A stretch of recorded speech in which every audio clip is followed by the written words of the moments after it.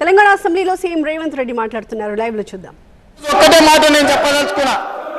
June 2, 2014 నుంచి ఈ రోజు వరకు ఇచ్చిన మైనింగ్ లీజుల మీద జరిగిన అక్రమాల మీద ప్రధానంగా ఇప్పుడు ఏవైతే సంస్థల గురించి ఏదైతే అక్రమ మైనింగ్ల గురించి ఏదైతే నేను ప్రస్తావించునో దీనికి సంబంధించి పూర్తి స్థాయిలో మన సిబిసిఐడి విచారణ చేసి ఇదే సభ వచ్చే సమావేశాలలో నివేదిక మొత్తం ఈ సభలో ప్రవేశపెడతాం అధ్యక్ష.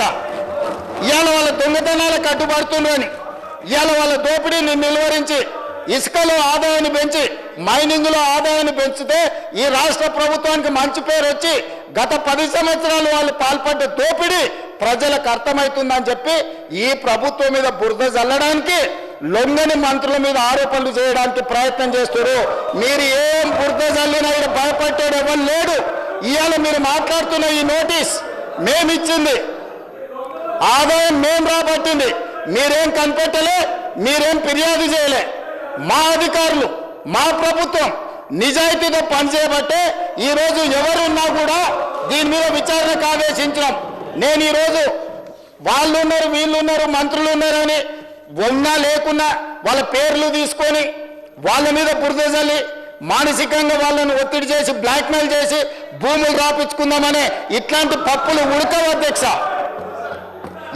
ఆ కంపెనీలో మంత్రి గారికి కానీ మంత్రి గారి కుటుంబానికి సంబంధం లేదని ఆ మంత్రి గారు గతంలోనే చెప్పిండు. వీళ్ళు నిజ నిర్ధారణ కమిటీ అని అక్కడికి వెళ్ళి వీరంగం చేసిండ్రు. అప్పుడే ఆ మంత్రి గారు స్పష్టంగా నాకు నా కుటుంబానికి సంబంధం లేదు అని చెప్పిండు.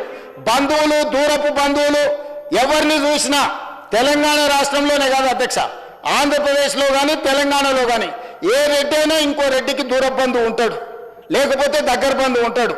సొంత అన్నదమ్ములకే ఆదాయాల పంపకాలలో తేడాలు వస్తున్నాయి. అంతెందుకు అధ్యక్ష, కల్వకుంట్ల తారక రామారావు గారు, కల్వకుంట్ల కవితారావు గారు, వీళ్ళిద్దరు కల్వకుంట్ల చంద్రశేఖరరావు గారు పిల్లలే కదా అధ్యక్ష. ఆదాయ పంపకాలలో తేడాలు వస్తే సొంత చెల్లినే ఇంట్లో నుంచి మెడలు వాటి బయటకు నెట్టించారు. సొంత అన్న చెల్లెలకే ఆస్తి తగాదాలు ఉంటే పొంగులేటి శ్రీనివాసరెడ్డి పొంగులేటి కుటుంబ సభ్యులు ఎవరికో బంధువులకు వ్యాపారం ఉంటే పొంగులేటి శ్రీనివాసరెడ్డికి ఏం సంబంధం అధ్యక్ష?